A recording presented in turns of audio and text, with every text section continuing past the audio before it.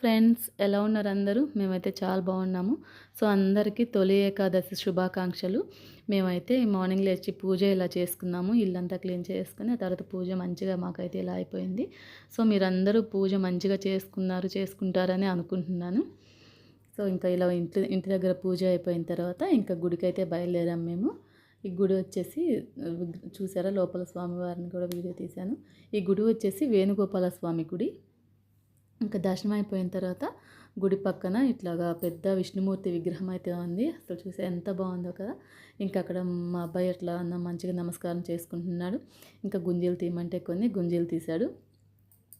ఇంకా అలా అయిపోయింది. అడుగుతున్నాడు అనమాట, ఏంటమ్మా అలా అని చెప్తున్నాను.